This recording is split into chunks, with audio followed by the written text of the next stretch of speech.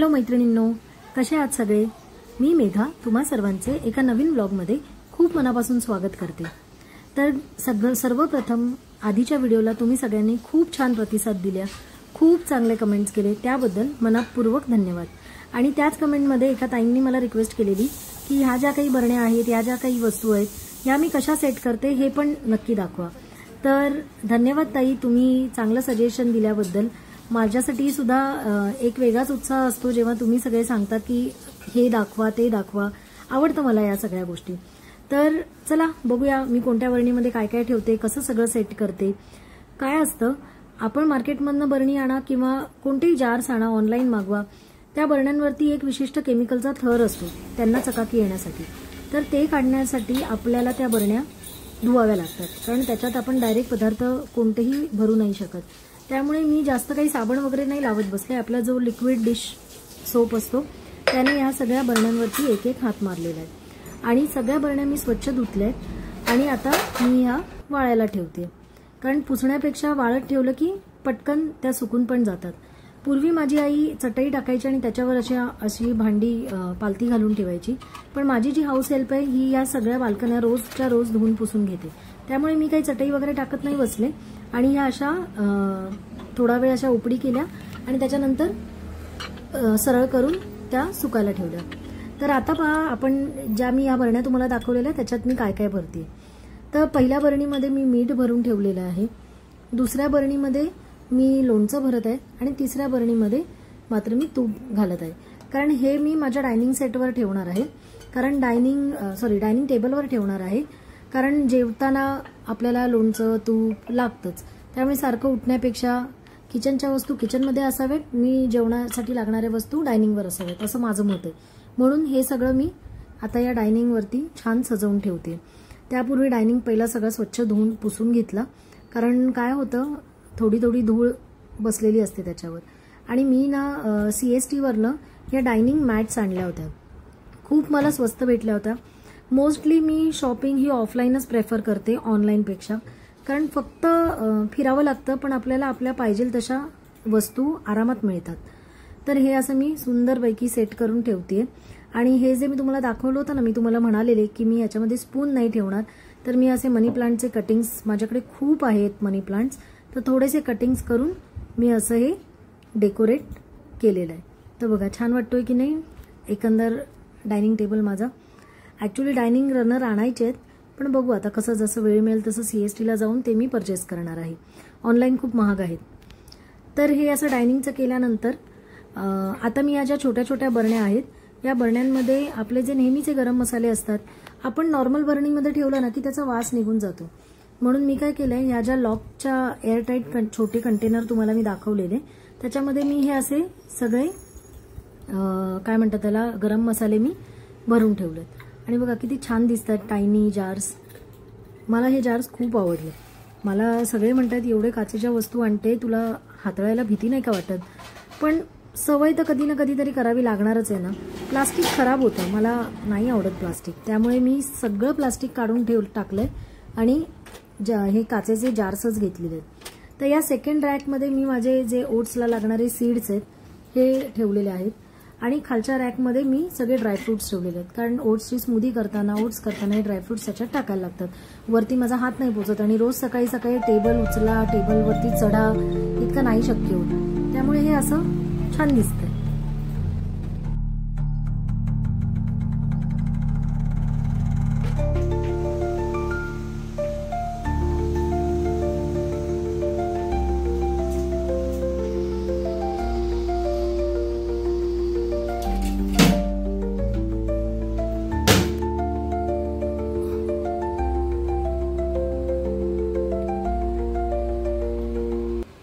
Kitchen आवरून झाल्यानंतर आज विचार केला थोडं हे प्रवेशद्वाराजवळ ही जे कपाट आहे तर ते कपाटावरचं सगळं आवरावं, कारण बरेच दिवस ना ह्या बॉटलमधलं मी पाणी पण बदललं नव्हतं। आणि ह्या ज्या मनी प्लांटच्या कटिंग्स आहेत ना, या मी पाण्यातच ग्रो केलेल्या आहेत आणि तुम्ही बघू शकाल त्याला छान अशी मुळं सुद्धा आलेली आहेत। तर म्हटलं पहिलं आधी हे धुवून घ्यावं, कारण खूप पानांवरती धूळ बसते, पानांवरती धूळ बसले की ते समोर चांगलं पण दिसत नाही।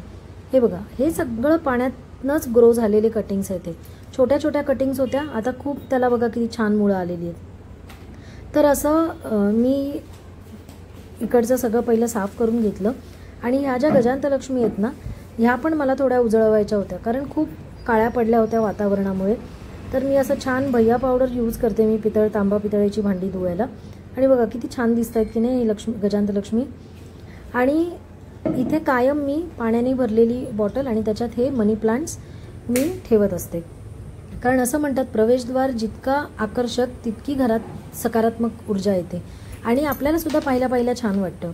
आणि ह्या ज्या पेंटिंग्स आहेत ना प्रवेशद्वाराजवळ या टेबलच्या वरती 2 पेंटिंग्स आहेत गणपतीच्या. या माझ्या मुलीने काढलेल्या आहेत. तुम्ही बिलीव्ह नाही करणार, 9वीत असताना तिने या पेंटिंग्स काढलेल्या आहेत. आणि बघा किती सुंदर दिसतंय. 2 साईडला 2 गजांतलक्ष्मी आणि मध्ये पितळेची फुलदाणी. ही फुलदाणी मला माझ्या बाबांनी दिलेली आहे, त्यांनी ती राजस्थानवरनं आणलेली. आणि नेहमीच मी अशी ताजी फुलं बाजारातनं घेऊन येते. आमच्या इथे खूप छान फुलं मिळतात, त्यामुळे रोज मी ही 4 फुलं बदलते माझ्या प्रवेशद्वाराजवळची. कारण प्रवेशद्वार छान असेल ना की घरात आपण प्रवेश केल्या खूप प्रसन्न वाटतं.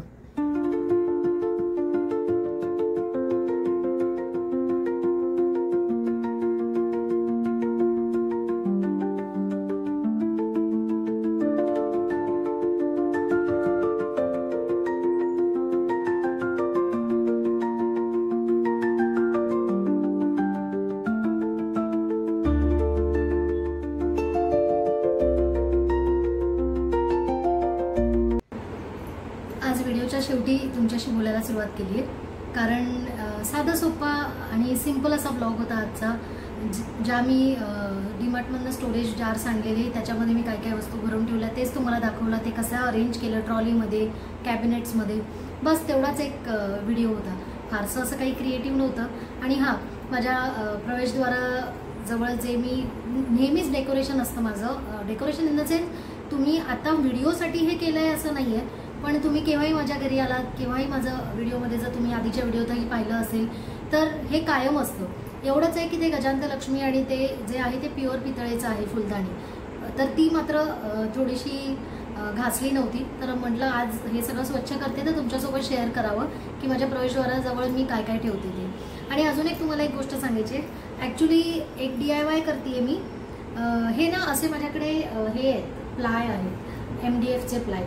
तर ॲक्च्युली मराठी दिनदर्शिका करणार होते मी, पण माझ्याकडे तेवढा वेळ पण नव्हता आणि ते कटआउट्स ॲक्रेलिकचे मिळत होते. मग MDFचे कटआउट्स करायला उल्हासनगरला जावं लागत होतं आणि तेवढं सगळं करायला माझ्याकडे खरंच वेळ नाही आहे. कारण मी ऑफिस पण असतं माझं, घर, ऑफिस, मुलीचा अभ्यास, हे सगळं सांभाळता इतकं क्रिएटिव्ह नाही करता येत. तर मी विचार करते, हे बघा आपण घरासमोर तर रांगोळी काढतोच नेहमी. तर हे असं 10 बाय 10 इंचाचं हा प्लाय आहे MDFचा. तर आपण ज्या ठिपक्यांच्या रांगोळ्या काढायचो माहिती लहानपणी, जर जे कोणी मुंबई, लालबाग, परळ वगैरे या भागात राहत असतील त्यांना माहिती असेल, घरासमोर गेरूने छान सारवायचं, ठिपक्यांच्या कागदाने ठिपके काढायचे आणि त्याच्यावरती रांगोळी काढायची. तर मी तसा विचार करते. हे असे माझ्याकडे 10 शीट आहेत.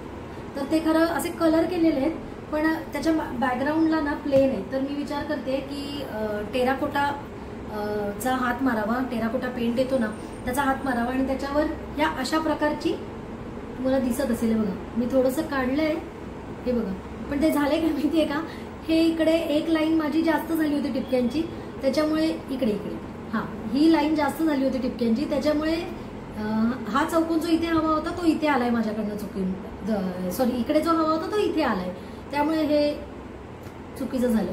काय होतं, मी अशी क्रिएटिव्ह नाहीये, पण असं आवडतं मला छोटं छोटं करायला. तर मी विचार करते अशा 10 रांगोळ्या तयार कराव्यात, कारण आता सणसूद येतंय, घरासमोर, तुळशीसमोर, देवाऱ्यासमोर असं एक ठेवलं की काम होईल. तर प्लॅनिंग करते मी असं करायचा. तर त्याचा पण व्हिडिओ मी तुम्हाला नक्की दाखवेन. कारण हे करताना तुम्हाला मी नाही दाखवला व्हिडिओ, कारण मलाच माहित नव्हतं हे सक्सेसफुल होईल की नाही. कारण ते टिपके वगैरे सगळे इंच वगैरे व्यवस्थित पकडून मार्किंग करून करायला लागत होतं. पण आता मला आयडिया आली आहे, हे जरी चुकलं असेल ना तरी मी त्याच्या बॅक साईडला व्यवस्थित करेन. तर आता मला आयडिया आली आहे हे कसं करायचं. तर हा रांगोळीचा डिझाईनचा रेडीमेड रांगोळी मी नक्की तुमच्यासोबत शेअर करेन. तर एकंदर तुम्हाला हा व्लॉग आवडला असेल अशी मनापासून आशा करते. तर आता भेटूया पुढच्या व्हिडिओमध्ये. तोपर्यंत आनंदी राहा, उत्साही राहा, निरोगी राहा आणि सगळ्यात महत्त्वाचं म्हणजे खूप खूप खूप खुश राहा. भेटूया नेक्स्ट व्लॉगमध्ये. तोपर्यंत बाय बाय.